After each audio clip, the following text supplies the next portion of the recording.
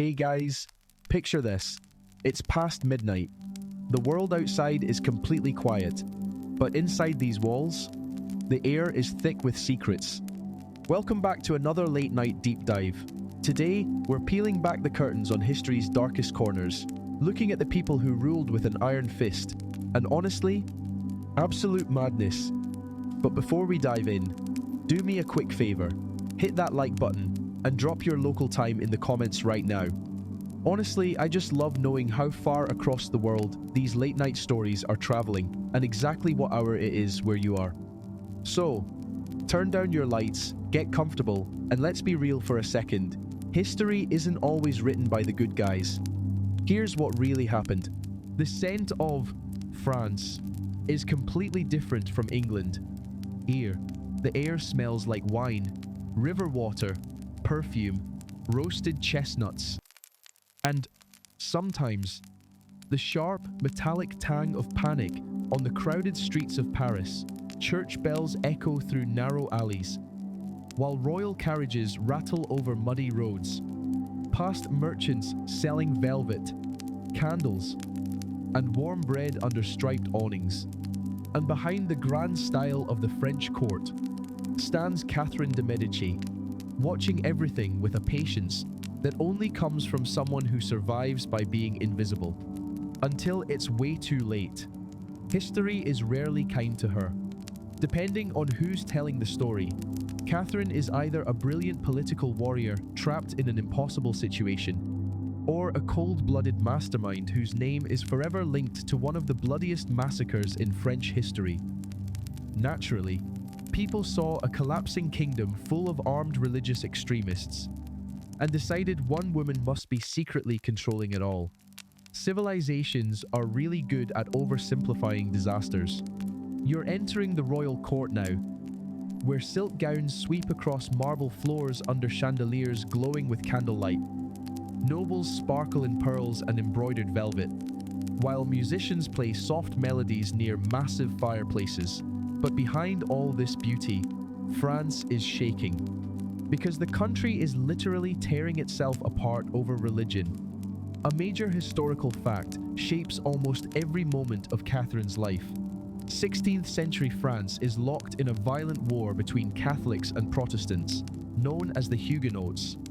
Entire cities are breaking down, both politically and spiritually. Neighbors stop trusting each other. Noble families start building private armies. And massacres start happening out of nowhere. And for years, Catherine is trapped right in the center of all that chaos. She was born into the powerful Medici family of Florence, growing up surrounded by politics, massive wealth, and constant danger. The Medici name was already linked to banking, power, and cold-blooded survival. As a young woman, Catherine married Henry, who later became King Henry II of France. But in the beginning, she really struggled in the royal court. Her husband openly favored his mistress, Diane de Poitiers, whose influence over Henry was common knowledge. Imagine living for years as the queen, while another woman controls the king's attention, his political moves, and his heart. Royal marriages are basically just incredibly expensive hostage situations. But Catherine waited, and that patience became her ultimate weapon. Picture yourself now, walking through the Louvre Palace, long before it was ever a museum. The hallways are lit by torches, reflecting off painted ceilings and stands of polished armor. Servants hurry by with silver trays of figs, roasted pheasant, and wine, while nobles whisper behind sleeves made of expensive lace. Every single conversation here feels dangerous. Then, suddenly, fate flipped the script. In 1559, King Henry II suffered a horrific jousting accident when a lance shattered and went straight through his eye. Despite every attempt by doctors to save him, the king died a painful death after days of agony.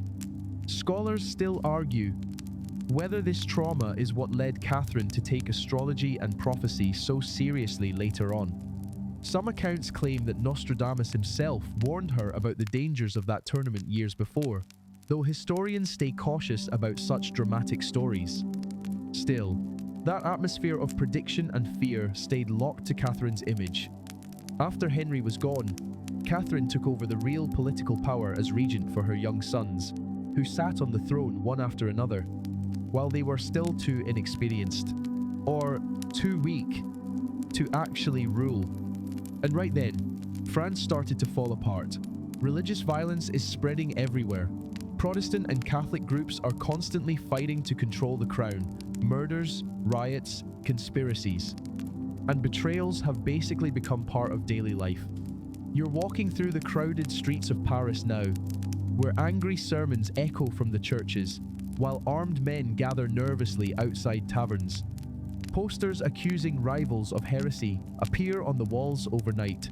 Families hide their religious beliefs, even from their own neighbors. The entire kingdom feels like dry wood, just waiting for a spark. Catherine sometimes tries to balance the different groups, negotiating temporary peace deals and setting up political marriages to lower the tension, but the distrust is just too deep. A bizarre detail of the French court feels almost unreal. Next to all the rising violence, they say nobles wore gloves scented with amber, musk, and citrus, because Renaissance cities smelled horrific. Imagine sitting at dinner, dramatically waving a perfumed glove while discussing the details of a civil war. Humanity really does stay dedicated to aesthetics, even during a collapse. But even darker accusations keep circling Catherine. Rumours started to leak out that she used poison against her enemies. Stories described secret labs, toxic perfumes, poisoned books, and even specially treated gloves designed to slowly end a victim's life. Historians argue how much of this is true and how much was just anti-Medici propaganda, fueled by a hatred of foreigners and a fear of powerful women. There's actually very little hard evidence linking Catherine directly to these complex poisoning plots. But those rumours survived because they fit her image perfectly. Elegant, intelligent, dangerous, and then the event happened that stained her legacy forever. The St. Bartholomew's Day Massacre. You can already feel the tension in the air. In 1572, Paris was prepping for a massive royal wedding between the Protestant Henry of Navarre and Catherine's daughter, Margaret. Officially, this wedding was supposed to bring peace between Catholics and Protestants. But instead, thousands of Huguenots poured into a city that was already boiling with suspicion. At first, the celebrations looked promising. Bells were ringing. Noble guests arrived in blue, red, and gold. The palace halls were buzzing with music and laughter. Then, the violence exploded. One major historical fact is undeniable. Starting on August 24th and lasting for weeks across France, thousands of Protestants were murdered in waves of massacres. The streets turned into a scene of pure terror. You're moving through the narrow alleys of Paris now, under a smoke-filled sky, while terrified families bolt their wooden doors shut. Church bells are ringing wildly. Armed mobs with torches and blades surge through the darkness. Bodies fall into the River Seine, while nobles, who were once welcomed as guests, are suddenly running for their lives. And one question dominates every historical debate. How much of this was Catherine de' Medici's fault? Scholars are still locked in a heated argument over whether Catherine just wanted a few targeted hits on Protestant leaders that spiraled out of control, or if she actually backed a full-scale massacre from the start. There's evidence she was terrified of the Huguenots having too much influence over her son, King Charles IX. There's also evidence she supported aggressive moves against certain Protestant leaders, but the exact scale of her intent?